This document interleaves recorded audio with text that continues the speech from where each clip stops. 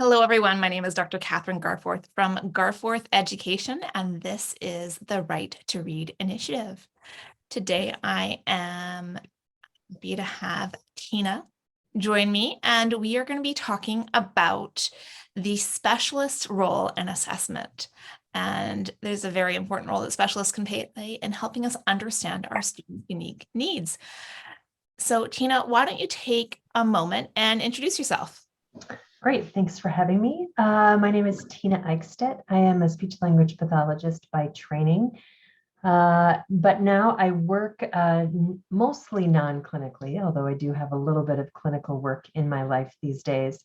But right now I'm one of the product managers for Pearson Clinical Assessment. So I work actually out of Washington State, so just a little farther south than you are, Kathryn. But I work for Pearson to manage one of their domains in the educational achievement space, and a series of assessments that are used both in the classroom and individually by all kinds of different professional groups.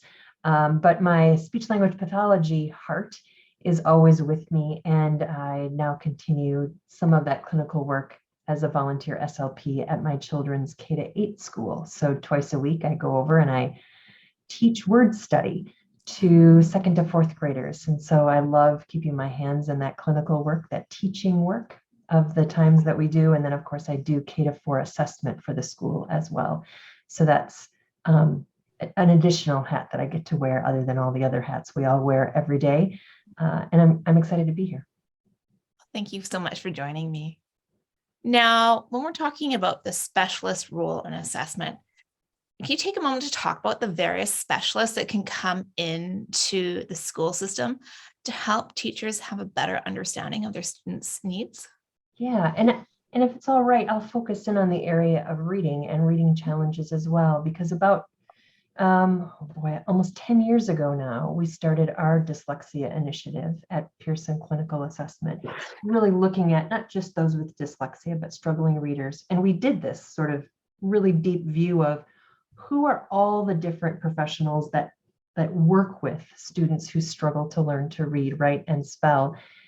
And so we identified 6 or 7 of them. So obviously there's the classroom teacher, there's the special education teacher, there's the school psychologist, there's the speech language pathologist, reading specialist, occupational therapist, all the different groups. Educational diagnostician is another one. And those groups of professionals are all trained a little differently and have a view of the student that is so critical in the work of the team. But I think those of us that are in the specialist professions take a particular angle on our views of what we pay attention to and why it matters in the larger conversation. And so I think together we need each other to be able to bring those specialist perspectives together and make sure we don't miss anything. And I think that's what's most critical about the role of the specialist, seeing themselves in that larger context and bringing everything they have to bear from their discipline. Yes, of course. And not every student needs to work with a specialist. It's just those ones that aren't meeting the goals or what is considered to be quote unquote typical achievement. Right. So we're not saying every student in the classroom needs to have a specialist to help in that role of assessment. And in an earlier episode, I met with your colleague Llewellyn, and we spoke about the teacher's role in assessment. Right. So if listeners are wanting to know what the classroom teacher can focus on, then that would definitely be an episode to refer to. Mm-hmm. But as the specialist, if we look through students with a specialist lens, we're able to pick up things that the specialist has been trained in that are going to help prepare them for reading or writing or spelling or mathematics or whatever it may happen to be, that a general education teacher just didn't have the training for. Right. And I think about, and I'm sure many specialists of all the different disciplines think about this as well. I think about our work in the schools in various service delivery models. So maybe there's a model where we're doing direct intervention and we're seeing those students who meet criteria and, are the ones that are most important for us to see. But there's also service delivery models where we go into the classroom and we co-teach with that classroom teacher. Or there's consultative models where we are meeting with teachers, but maybe not directly with students, because we're supporting curricular planning and goals and implementation of programming, et cetera.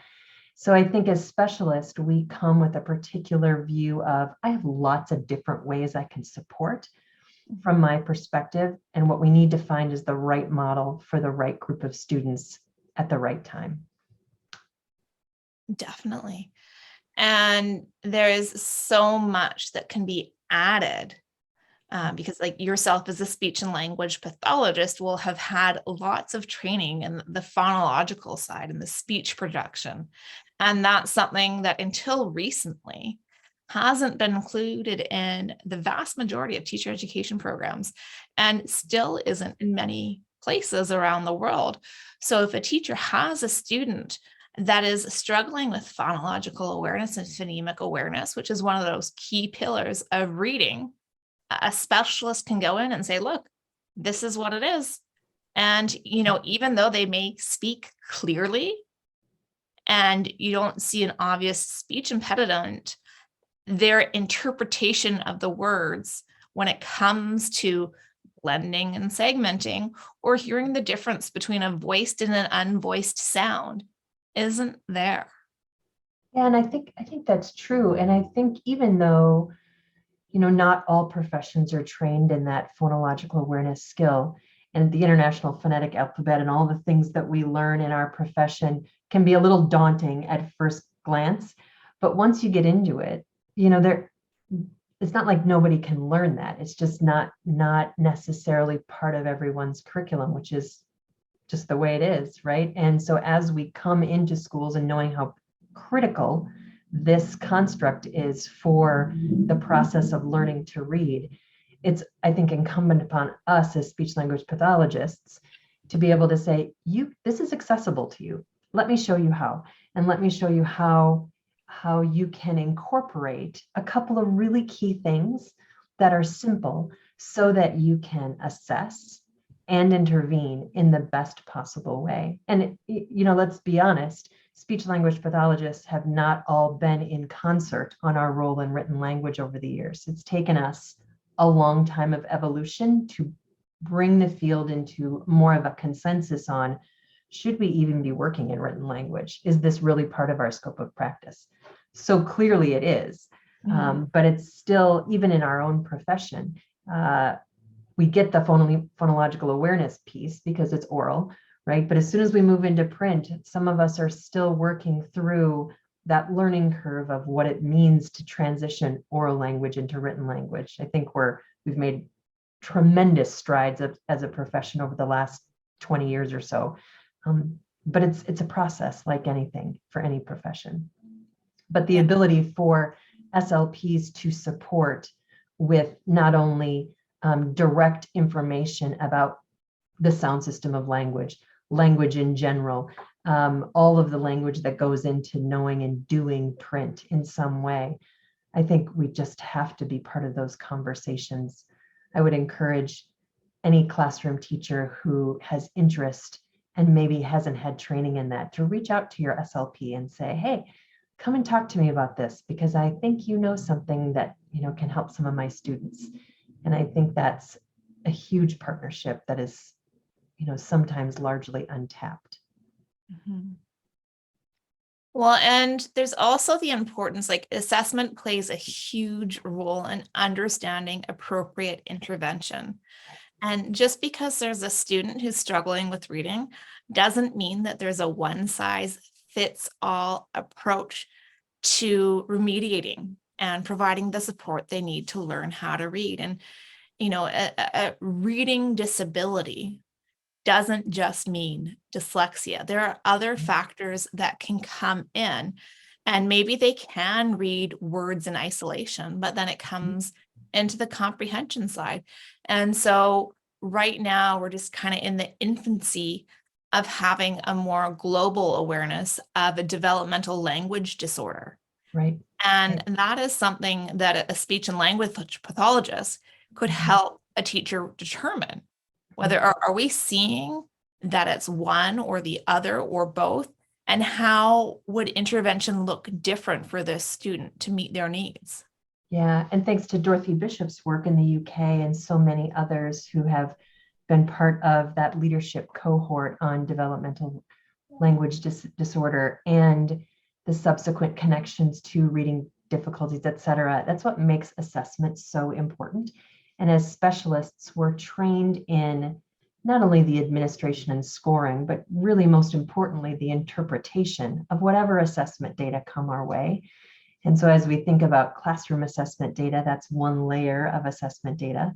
And then you go into, oh, now we need to do some more screenings or more individualized work. And then, oh, maybe we need to do some diagnostic assessments where we layer in that information. We need to do observations in the classroom. We need to go talk to parents and caregivers and watch peer group interaction and all those things that form that great foundation of assessment. But as specialists, we're trained to do that. So the assessment process for us tends to be not only layered, but comprehensive, so that we know not to miss things, or we try our best not to miss things along the way. And working with our other colleagues in that space helps us not to miss things. So that layered assessment process is fascinating, and pretty robust, but can be complicated and needing to be teased apart at times. Yeah, so let's go into that a little bit, because now it's considered educational best practice, especially in the lower years, to have the classroom teacher implement some class-wide screening, not just at the beginning of the year, but throughout the year, to make sure what they're doing is actually working for the students that they have. So there are going to be students that on the assessment are doing fine for the screening. We're not having to worry about them. But then there's those at-risk students, or the students who really aren't getting it. And that's where the screening can really help inform instruction. And, the students that are kind of in the gray area, sure, it's great to, try a couple things, making a tweak here, a tweak there. But if a student really struggles and does not have the concept, when is it appropriate to call in that specialist to have that support? Yeah, it's a great question. And it's one of the things that's so great about these early screenings. Having looked now several times at the Right to Read document that the Canadian government and the ministry put out, I'm just so thankful and impressed, because they've followed what we know to be true, that early screening is best. And so to have the teacher be that front line of assessment data gives that classroom teacher all kinds of information about who might be at risk and why they're at risk. And these measures are intended by design to be quick, very brief, so that you get a lot of data in a short amount of time. And like you said, then have that group, that subgroup of students in a classroom who are at risk. At risk for what? Well, it depends, right? And so when you get into that interpretation of those classroom data, hey, of my 25 students in my kindergarten class, I've got 5 that I'm really worried about, maybe 5 more that are kind of in the middle in that gray area I'm not sure about, but something is happening. That's when you call in the specialist. Say, help me look at these data and decide what to do next. And usually, hopefully, maybe not usually, school districts have models in place to say, okay, we've got all of this universal screening data that's great now that we've done on purpose, so that we let go of this wait to fail model in the schools where they'll catch up, and then they don't catch up. So we've waited and we've lost 2 years of instruction when we shouldn't have, because we could do better.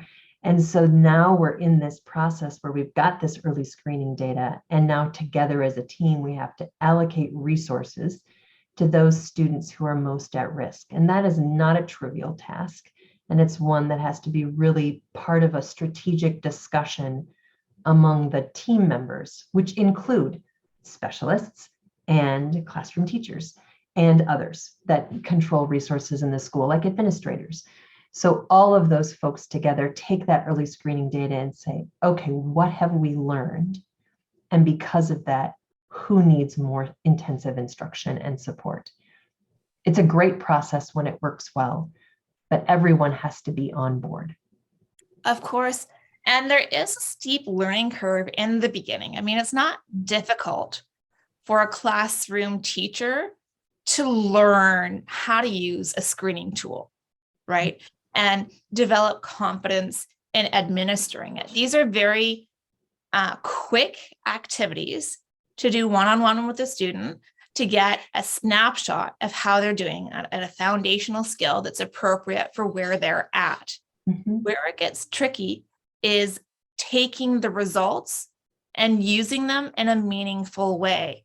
And that's where, when we have school-based teams or professional learning communities to work together and understand, so that for those first few years, when you're just starting to implement that assessment or the screening process and procedure school-wide, you have the support to understand the interpretation, and going to the specialist that is well trained in that area and seeing the issues. You know, it's like, oh, you know what, that's something I can do in my sleep. Whereas the teacher's like, I've never done this before. Right, exactly. Exactly. I think it's important that specialists take that on as their role. Like, how can I help? How can I make this like demystified, more like where you will jump on and say as a classroom teacher, oh, I got this, I can do this. And that moment comes maybe after you've seen it. Like, you be my student and I will give this to you live. Let's just try this. This is a letter naming fluency task. Sit down, look at this. Okay, ready, go. And then having done that once, I think it's a great way for specialists to support not only teacher training in assessment, but then really all the way through answering questions. How can I help? I've done this a million times in my career. So if this is not to worry, if it's your first time, I got your back. Like, that's such an important message that we share with each other when we come to an area of expertise that maybe isn't ours. And we as specialists have those areas too. Certainly that we go to classroom teachers for and say, teach me about this. Show me how you do this. It's the same thing. So in assessment, tends to be the specialist's expertise area because of our training. And we absolutely should be a part of that training support in preparation for these early screenings or these classroom-based assessments. Exactly. And that can include doing the assessment or the screening measures side by side for the first time. I remember in my training doing that with teachers. It wasn't in my teacher education program, but during my Ph.D. doing the coursework on screening tools. And, that time, the first 2 or 3, when you're still just getting the gist of exactly, because these things aren't, you come up with the words on your own. It's reading a script. It's knowing the script, knowing what to say, knowing how to score it. The first couple times take a little bit of getting used to, but then you can very quickly get into the routine, right? And establish it, understand it. Great. Okay, so I have these scores. Now what do I do with them? Okay, then again, having someone to hold your hand.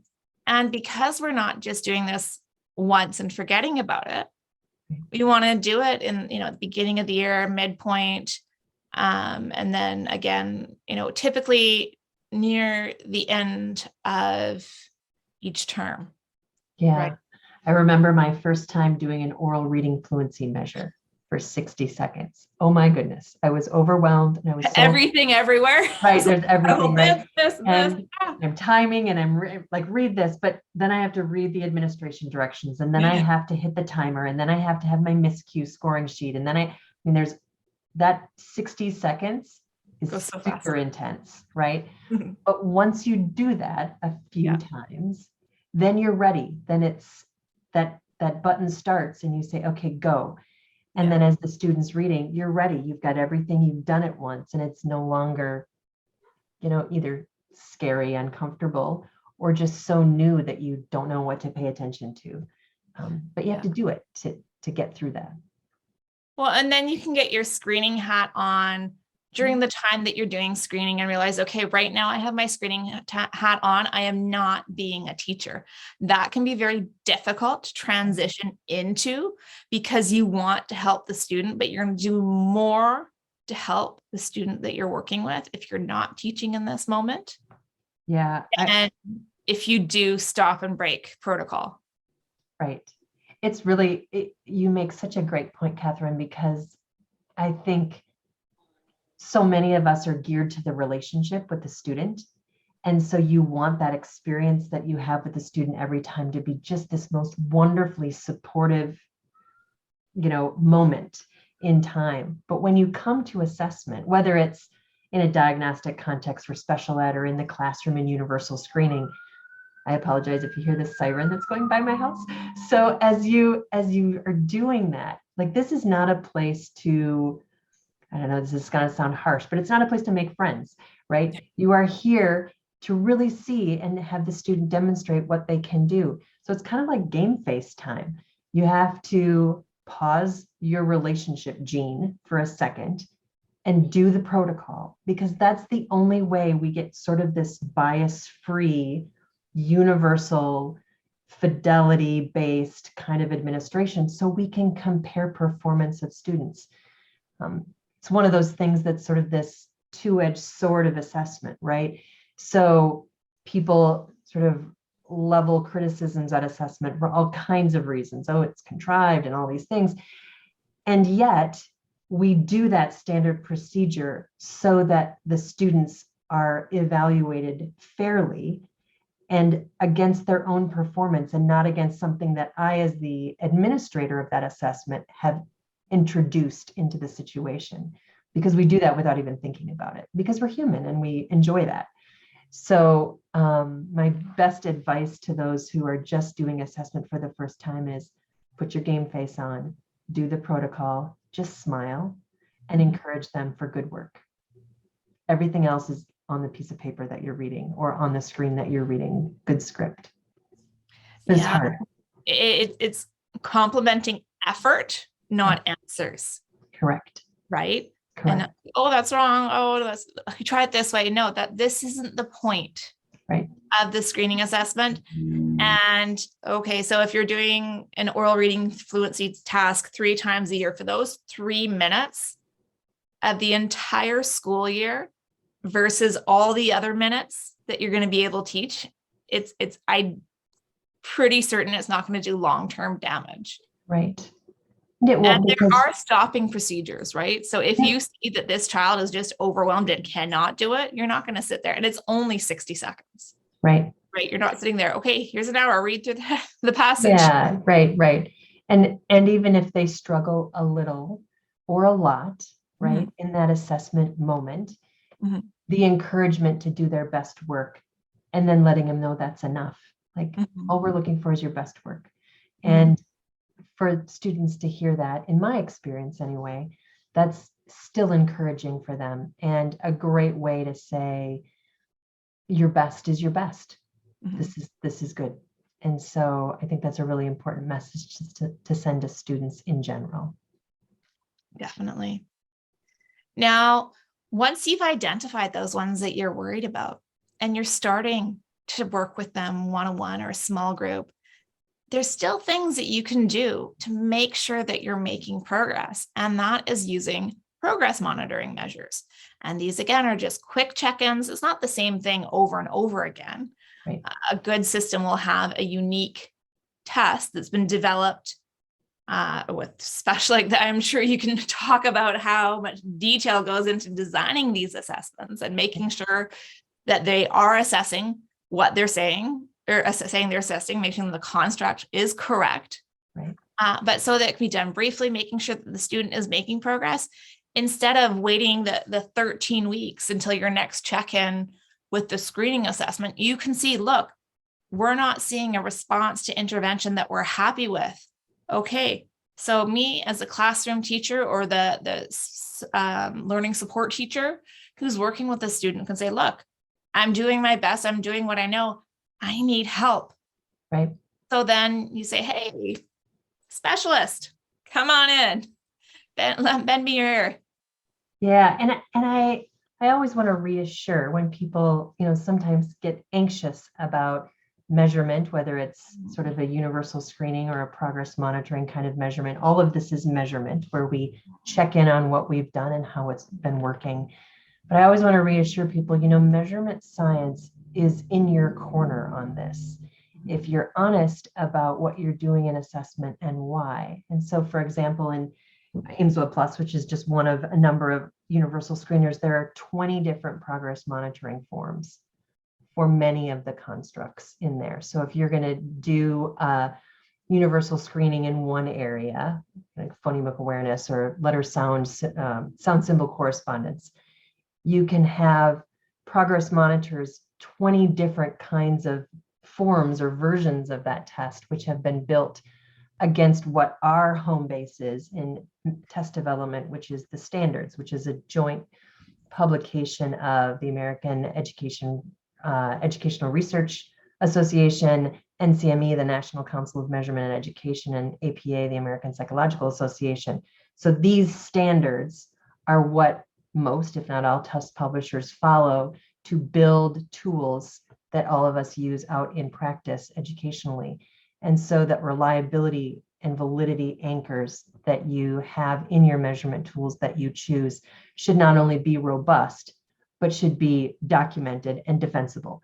And so as you go about choosing these progress monitoring tools or these other assessment measures, you really need to make sure that the standards have been followed, because those standards give you that level of confidence to say, okay, I've now done the assessment well. Now let's talk about what we should do next. And without that foundation of rigor in measurement and test development, not even the specialist can help you.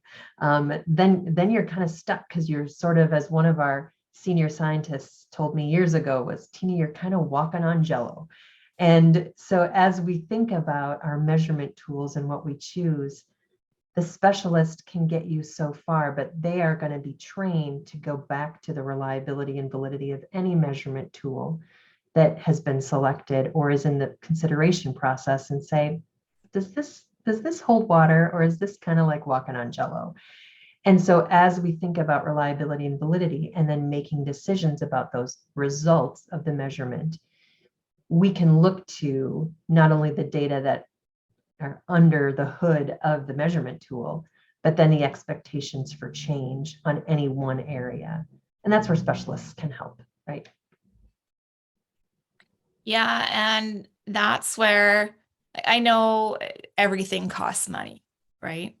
But that is where the investment in a well-developed, well-thought-up screening, assessment, and progress monitoring system is essential, because I am sure that as a classroom teacher, you are capable of selecting grade appropriate texts, but the amount of time that it would take you to get the data that these tests, you would not be able to do that having one class a year throughout your entire career. And we want to help your students today, not your students in 20 years. I mean, we want to help them too, right. Not at the cost of your students before them. Right. Well, and it's one of those things where, as you look at the standards for test development, the requirement, and this is where I chose language because I was told there would be very little math. And so it's ironic that I work in a place now that is all about math. But as we look at the math behind the data sets of our measurement tools, those have to be of sufficient size and makeup and rigor so that we can make conclusions about results. And so if you have 10 kids who have taken a measure and you say, oh yeah, this is a great tool, it works wonderful. Yeah, what are those 10 kids? Just 10 kids. But if you have 16,000 first graders who have taken this measure, who are all across a region of geography, whether it be a country or a continent or globally, then you have something to stand on. Then you can say, oh, in fact, this is what first graders should know. And there's all kinds of caveats inside of what were they taught in first grade? Well, where did they come from? What kind of cultural background do they have? Have they had any exposure to the items on the test in terms of cultural significance? At what point do the students that are taking this measurement tool no longer fit the population that they were studied on? So it's not trivial again, but it's certainly important as you consider choosing a measurement tool. And that's why we have the professionals or the specialists that are dedicated and knowledgeable and amazing in those fields, so that you don't have to be. Yeah. Right? Yeah, I think you don't have to understand how to do all the statistical analysis about text and test retest validity, right. construct validity, to make sure that what you're asking is actually assessing what you're intending it to. Right. And I remember doing a measurement course, and the thought and the care and the time that goes into creating these tools is a lot. It is a lot. Our typical test development cycle from beginning to end historically has been 3 to 5 years. Yeah. So it's not short. And now we're, where there's all kinds of ways with computers and artificial intelligence and machine learning and all those things that we're looking at how we might cycle that differently. But that's where we've been. We've been in this multi-year cycle of renorming after we redo the content and look at all the different items and how they are being approached by the population today, as opposed to 10 years ago or 20 years ago. All of those considerations are part of a long process that, if you haven't seen it, might look a little murky and, I'm unsure of what to think about this. It's really pretty fascinating for some people, not for everybody, I'm sure. But as you look at that rigor of development and understand, as you said, what goes into those measurement tool development procedures, you start to, I think, develop an appreciation and hopefully a respect for the kinds of people who train our Ph.D. level research directors, master's level research directors, people with content background, scary smart statisticians, mathematicians, people on our psychometrics team who say, this is how we create ethically sound, valid, and reliable measurement tools. It's pretty impressive. And it goes down to the individual words that are on the assessments too. Right. And there are PhDs that will spend a full 3 to 5 years on just doing this 24/7, well, not quite 24/7. They do sleep and eat. It is the sole focus of their career during that time, especially with when we're talking about these more formal measures, something like the Woodcock-Johnson, right, or the Wyatt or the WISC. These are all tools that millions of dollars go into. Yeah. And we spend time there, test publishers spend time there because these are people's lives and it matters. And so if we remember that we are also spouses and children and parents, and we all have these other lives right outside of our test publishing lives, it matters to us just as much as it matters to the teachers and the specialists that are implementing them every day in the schools. I love that I can go and help at my kids' K-8 school and work with the classroom teachers, because not only am I doing the assessments that we publish in real contexts, but I'm seeing the impact it has on those students in the classroom and the classroom teachers and their confidence level in, yes, my lesson plan is exactly the right lesson plan today. And that matters. Like for me, that's an outcome that's worth working really, really hard for. Because that's where the students are getting exactly what they need when they need it. Yeah. And depending on the tool that you select, it can be very prescriptive, saying, look, these are your results. We're looking at the whole class. This is what you need to do whole class. Mm-hmm. This is what you need to do small group with these kids in this group doing this topic.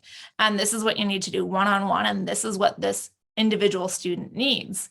Now, as a classroom teacher, you only have so much time, energy, and effort to put into this. Mm-hmm. So that's why your learning support teacher, your school-based team, or professional learning community can help you, and the specialist, right?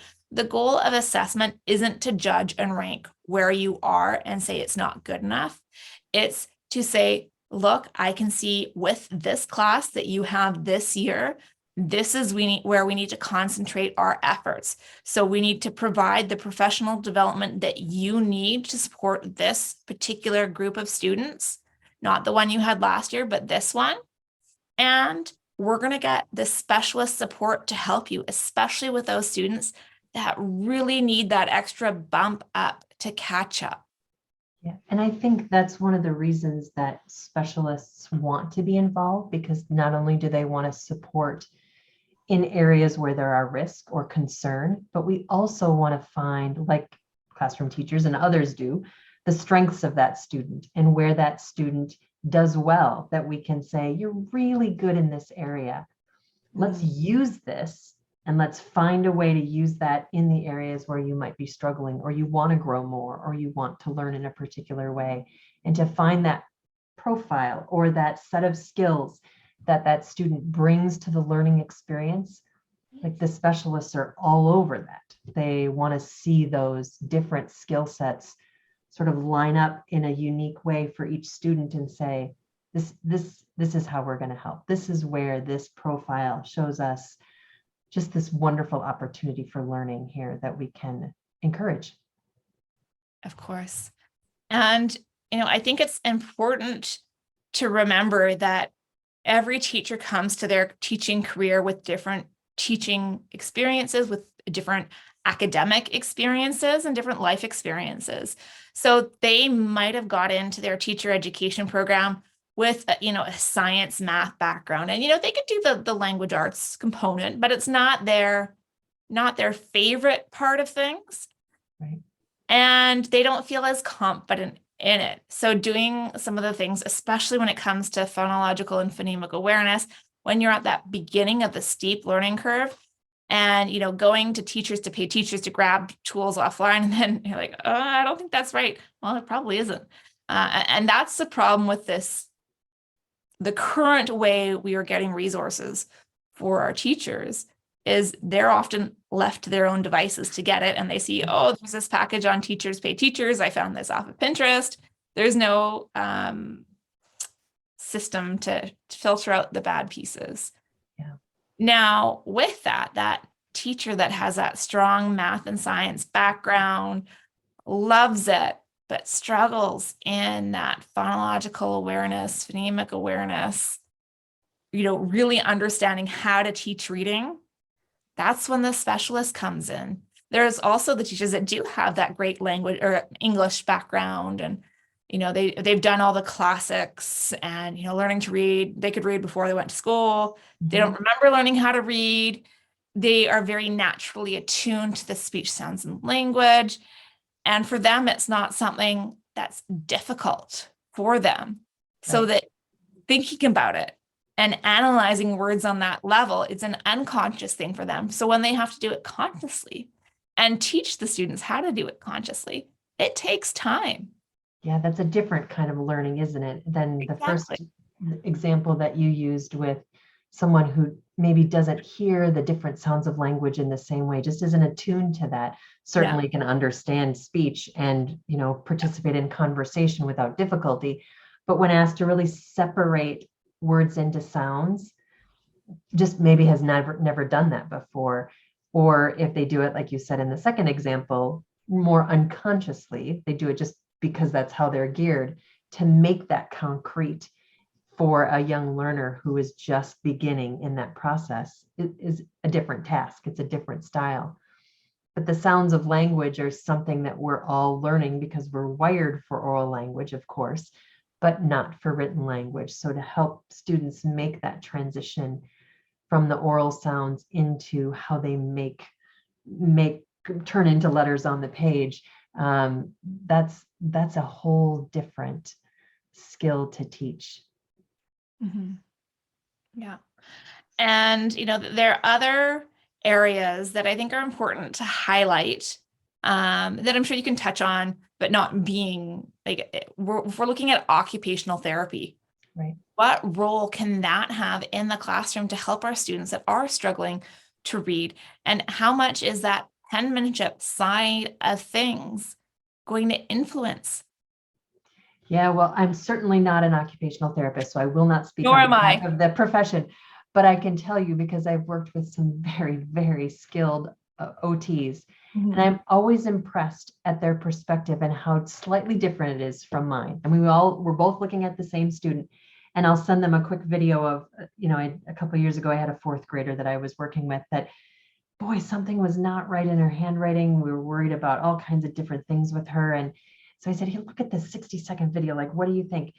And the wealth of knowledge on not only positioning for writing and certainly hand grip and the way the letters and words were coming out on the page and how they were approaching that writing and spelling task was loads of insight that helped me as a speech language pathologist say, okay, this is what I'm focused on. But with this knowledge, I can kind of get out of the student's way by understanding more about what was all going into this writing activity. It's brilliant, super helpful for me. And as I learn more from OTs and my OT colleagues every day, we have a number of them at Pearson that we work with every day on our teams. And I worked with one at the hospital some years ago. Their ability to just really see that student in their context with all of their activities that they need to do for schoolwork and in the classroom work and at homework and managing all of those different requirements, just critical. Yeah. Because the handwriting part of written language matters. Well, and using it helps connect. And it's another thing that, students need to learn to automaticity to really become fluent at it. And if there are things in the way, we need to do our best to help support the development of the skills that they need. And I think SLPs and OTs are really sister professions, sibling professions is probably the right way to say that in a number of ways. As we think about cognitive skills very similarly, and all of the cognitive constructs that go into doing communication and doing activities in school today. And so I always find that this is a profession that needs to be part of the reading and writing conversation more. In some places they're central, and in other places I think we forget to go grab our OT colleagues and to have them in the conversation. And I hope that changes more over time. Me too. I think it would be a definite asset for everyone to have a bit of understanding. Agreed. And that's the important thing with collaboration and not being intimidated by it. Right.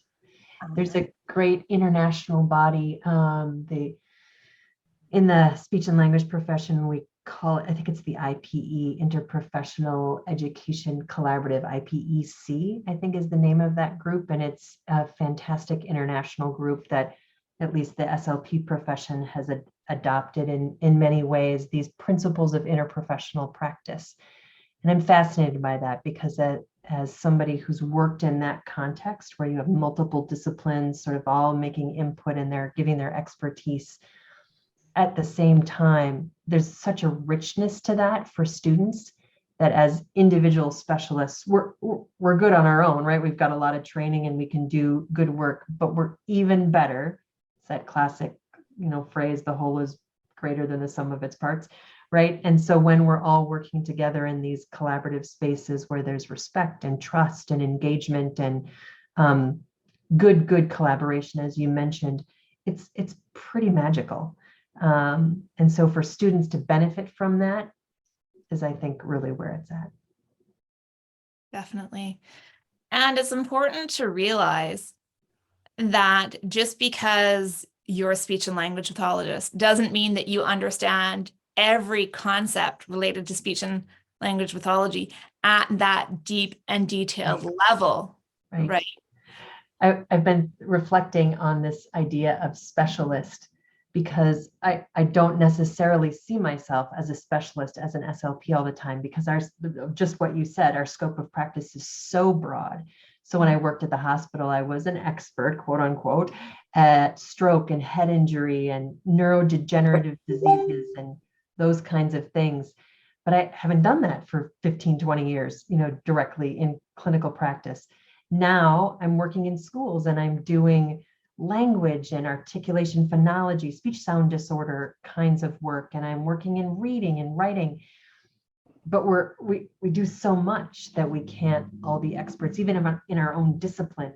Never mind, it's still taking me forever to get into the psychologist sort of G area, right? So I'm learning about G, and the letter G, right? And all the psychologists that are listening to this are laughing at me right now. But as I learn about CHC and Luria and the G and where we all fit into that, I am fascinated by that work, and I just want to learn more.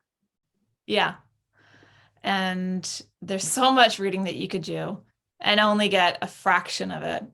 And I remember this is out of context, but I've always been an avid horse person. And I remember in high school thinking, oh yeah, I know a lot. I know so much.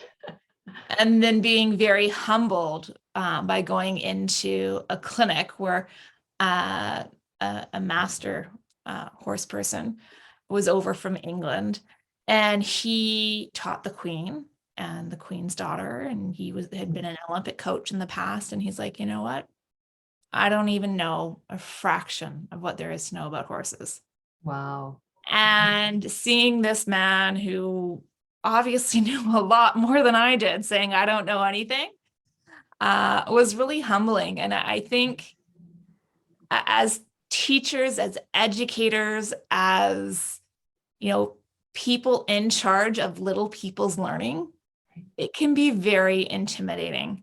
And coming out, especially in the first few years after you're a new teacher, your teacher training program was likely, a year, maybe two, and there was no way that it could possibly cover and prepare you for absolutely everything you were going to face in the classroom.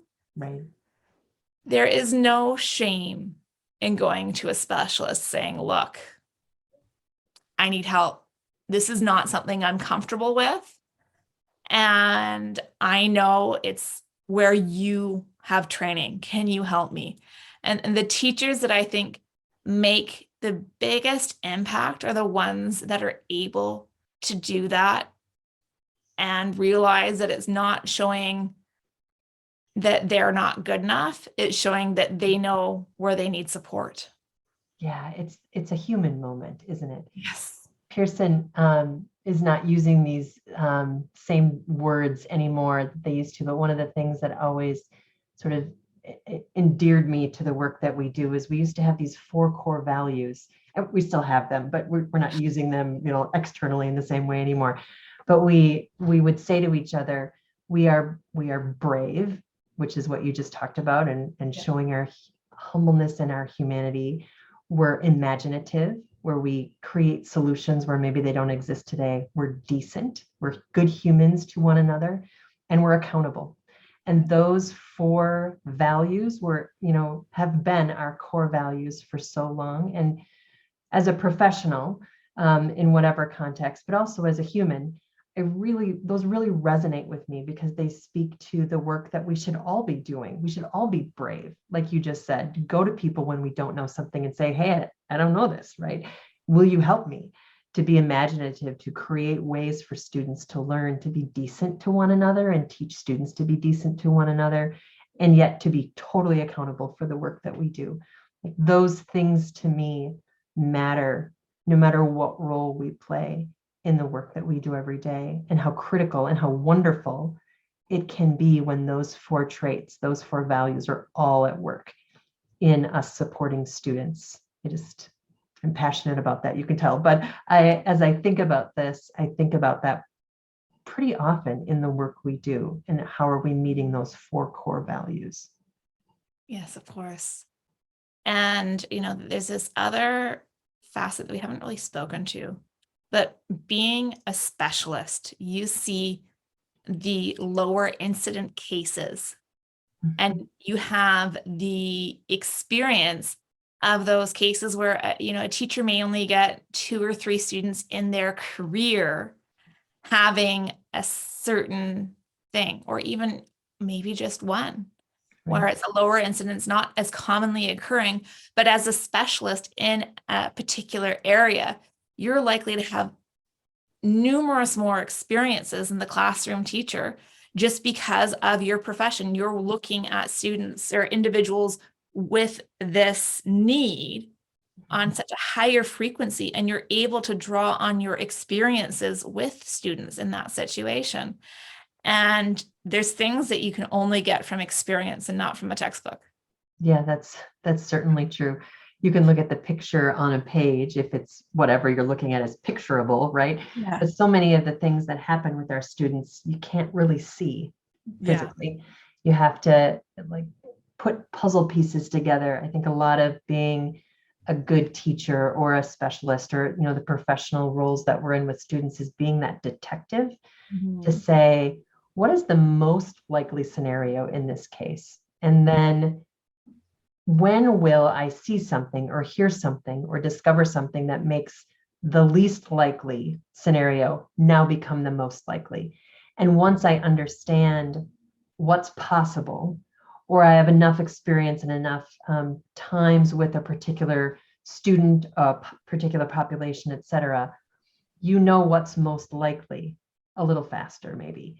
And then as you see something that's different, you can say, I've seen this, but it's looking a little different. Let's see why, and let's understand that. So it's part detective, part sort of statistician, understanding prevalence data and what we expect to see in a population of students. And then putting those pieces of information together like a puzzle and saying, how about we think about it this way? Or does this make sense to everyone else? Or am I seeing something that's completely different? That detective work is sometimes fueled by seeing some of those kinds of cases that we see all the time. Like you were saying, some of the lower incidence populations in terms of, struggles with something. That can be possible. And then sometimes, of course, the Achilles heel to that is that sometimes it biases us too quickly, right? So then we have to, what's the philosopher? Do not believe hastily. It's Ovid, I think. But as we specialists tend to be more on the diagnostician side, where people who've been trained in assessment. So we evaluate, and we tend to evaluate pretty quickly because we're trained to do that. But sometimes we have to slow ourselves down a little bit and say, let's not jump to a conclusion. Let's do some good assessment. And with the right tools for the right individuals to answer the right questions, then we can make better decisions together with others about what needs to happen next. Yeah, well, and if you look at, you can have two students coming in with the same problem, but they have very different profiles for why they have that Right. problem. Right. And the same solution is not going to work for them because of the reason for the problem. Right, exactly. And that's again, that detective work and that problem solving model of, I might not be as a specialist going to be working with this student directly, but I can infuse with others on the team this problem solving model. I'll give you everything that's in my head on what it is, why it's happening, what are the contributing factors, how can we help and make it better, who wants to know, who cares, all of those things. And then have a good plan come out of that, because our assessment data should come from all of those places. Definitely. So before we go, let's take a look at this at the student perspective. What and when is a specialist an important person to involve at the individual student level? It's a great question. I think it really, in the school setting, it really depends. I mean, there are specialists, I'll just go to my profession as SLPs for a minute. Depending on where you are in state, province, country, what have you, your ability to help individual students is directly related to the number of students on your caseload. So if you are in a school and you are one SLP and you have 90 students on your caseload, the ability for you in any given week to see a student individually is very small. So you tend to then work in small groups, or you go into classrooms, or you do consultation, or you find the service delivery models that will logistically make it possible for you to serve 90 kids. And that is a lot, right?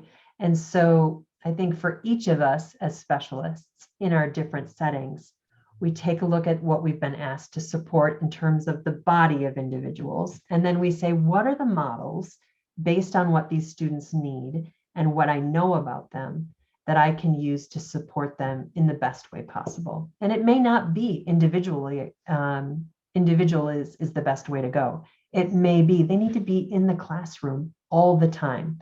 And I need to find a way to get more of them in one classroom so that I can see them kind of all at once in their natural environment of the classroom learning day. That this is the best model to help these students do what they need to get from me as a specialist. And so I'm going to gravitate, probably independent of my caseload size as a speech language pathologist, into the classroom, because that is where the action is.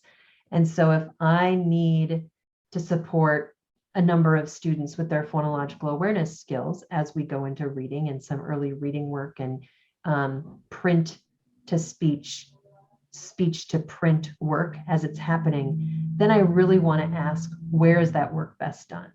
And so individual intervention is, still a good idea, but maybe not the first idea for a lot of kids right now, given all the realities of what we have going on in schools. And that service delivery model choice is a choice. It's a big deal. And a lot of things go into that decision making.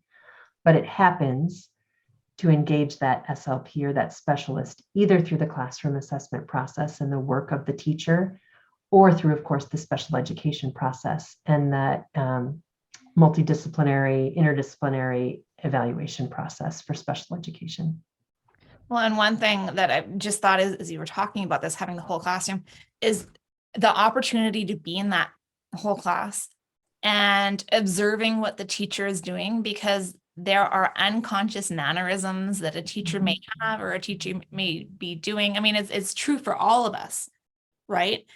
That you're like, hey, you know what? Just tweak it this way. And I think it might make a difference for your student, because in the moment you can't necessarily see those things. And a huge thing could be, do you notice when you're teaching the kids the letter sound associations that you're adding an extra phoneme onto it? Are you saying ba instead of ba? And, the teacher may not have the knowledge to realize that, oh, they actually are doing that. Right. And it's very natural, unless you have the background, to try and over accentuate the sound, but not realize that it's actually not helping some students and it's hurting others. Right, because you haven't appropriately separated the sounds in your teaching. Yeah, for sure. And the flip side of that is that the student may do just fine one-on-one outside the classroom, but when they get into the classroom in that environment, they're not able to do the same things that they are, but that's where they need to learn to do them. So for us to be in there and supporting both the student learning in that complex environment, along with the teacher's teaching of that environment, there's a lot to learn there. Definitely. So when we're talking about the classroom setting, is there one way that a teacher can get the most out of you, or is it a situation by situation thing? I think it depends. I mean, speech, language, thinking skills, the communication skills, they're, again, because our scope of practice is so wide, it depends. I've transitioned kids who've had traumatic brain injuries back into the classroom. What I do in the classroom for that student is very, very different than what I would do for a student in the classroom in collaboration with the teacher with a speech sound disorder. So as I look at that, or with some kind of a reading challenge, so as we look at the individual students, we have to really look at what their needs are. And so for me as a speech language pathologist or any specialist to come into the classroom, we really start from where that student is and say, okay, where's this student needing to be during the day? Maybe my support is observational. Maybe my support is on the side of the student. Maybe I have a student on either side of me that I'm paying close attention to and supporting during classroom activities, teaching them strategies to be successful in the classroom real time. Maybe I'm co-teaching and I'm doing vocabulary support for the classroom teacher in the teaching moment during the lesson. where we're back and forth and cross-talking during a third grade science lesson, where we're working on science vocabulary or tier 2 vocabulary and common words that kids need to know. There's so many ways that SLPs can be a part of the classroom experience, and you just need a partner teacher to be able to explore those based on what the students in your classroom need. Yeah, of course. And it's looking at what the classroom makeup is too, right? Because if you are working with some very low incidence students, that's going to look different than if you're working with a teacher that needs support just on the literacy side of the equation and not working with those one-on-one situations. Yep, absolutely. If I know some SLPs who are more in a tier 2 in an MTSS RTI process, they're more in a tier 2 role. So they'll go in and they'll do some of these intensive interventions in the classroom with the teacher at the group level. And that's part of the role of that SLP in that school district, as opposed to other SLPs who are working just solely with students who have been identified as needing special education, but they'll see those students in their general education classroom, either as an individual or small group sort of set up in that teaching moment. So it's one of the great things I think about our profession is we have that kind of flexibility to meet the students where they are, given what their needs are. Of course. Now, when it comes to the administrator level, why is that specialist role in assessment so important? And, what's that one take-home message? I guess the one that I'm trying to get in is the value of including that specialist in the school-based teams, the professional learning communities to really help make it so that their role isn't as essential at that first entry level into this assessment process that we're trying to include more. Yeah, I think we can, as specialists, fuel good conversation about decision making after assessment. So we can encourage an assessment tool choice, why a district or an administrator would sign off on one tool versus another to ensure that we find tools that meet the standards, right? This home base of test development with good reliability and validity, but also then after the assessment process to then help with decision making on what's next. Because so often, so many things are competing in terms of who gets to make the decision and why it's made and under what context. And the specialist, I think, is a grounding voice in that ties in what we know students need and what assessment data do and do not tell us, because they don't tell us everything. They just tell us some things. And so those specialists in those conversations with administrators help keep our feet on the ground, I think, in terms of what expectations should be about assessments in general, but also what we can glean from them and then do next. And I think, we can't do everything. Any of us can't in a school situation, but for the specialist to play that role in decision-making, to have a voice at the table, I think is good for students. And it's good for professional teams who need to make sometimes some really hard decisions about where resources are going to be, moved around in a school context. So, you always want to have that person who can be at your right hand saying, does this work for kids? Is this really the decision that the data tell us we should make? That's how I think some of us can support those processes and procedures in a school setting. Definitely. And what about at the district level? I think it's true there too. And I think the district is just one higher level than the school in terms of scope and decision making. I would encourage, and I think a lot of districts do, having specialists on their decision making and leadership teams. So as resources are being allocated, student decisions are being made, that assessment data are at the table as part of the conversation, and the specialists who are trained in interpreting that assessment data are also at the table. Because to have one without the other is incomplete, right? If you're going to do assessment data, you should have people who are trained in interpreting those data in the conversation. Conversely, if you just have the specialists and no data, then you'd say, Tina, what do you think? And then I'd be relying on myself and things I've read, and it's probably not totally appropriate. So you have to have both pieces at the district level, I think, just as much as you do at the school level. Of course. Thank you so much for joining me today, Tina. I really enjoyed our conversation. Yeah, thanks for having me. It was a fun conversation.